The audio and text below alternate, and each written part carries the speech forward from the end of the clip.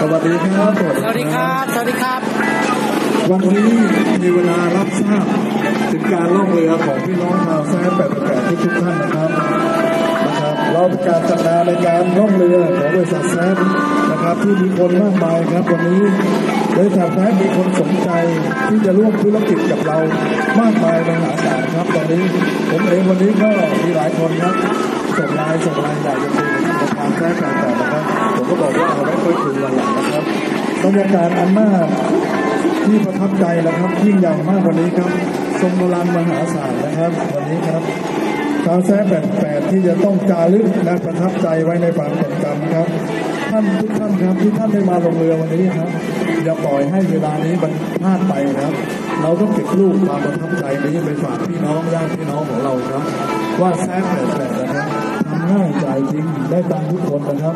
ขอให้พวกเราที่อยู่ในเรือลำนี้เป็นมนุษย์เงินแสนเงินล้านนะครับแซ่88นะครับสินค้าดีแผนการตลาดดีทำง่ายจ่ายจริง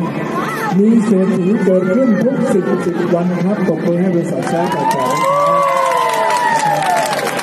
มีคนถามผมว่าท่านประธานครับหลังจากเสร็จงานนี้แล้วไปไหนครับงานหน้าต่อไปครับเมืองทองธานี30,000 คนนะครับ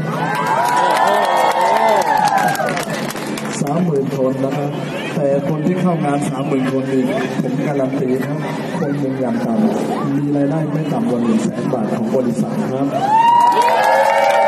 ถ้าใครได้น้อยกว่านี้ไม่ให้ไปนะครับบอกแค่นี้ไม่ให้ไปนะครับถ้าใครได้ไม่พอก็ไปเอาที่ผมนะเดี๋ยวผมจัดให้นะครับ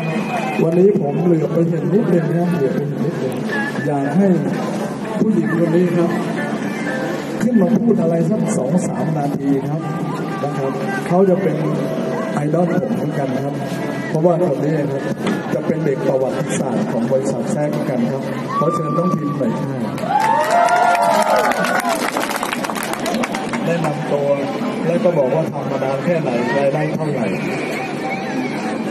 สวัสดีค่ะชื่อน้องพิมพ์นะคะสาวไทยใหญ่ค่ะมาจากประเทศเมียนมานะคะอ่านหนังสือไทยไม่ออกพูดไทยไม่ชัดต้องขออภัยด้วยนะคะ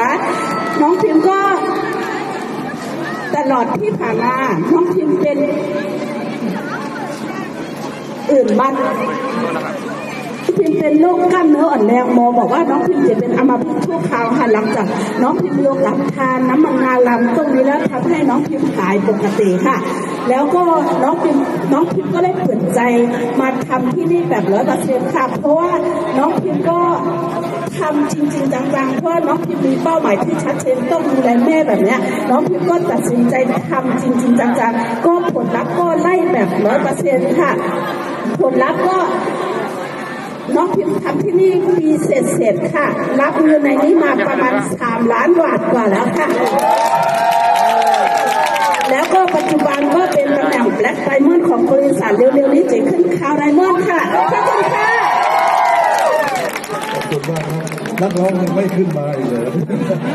มายัง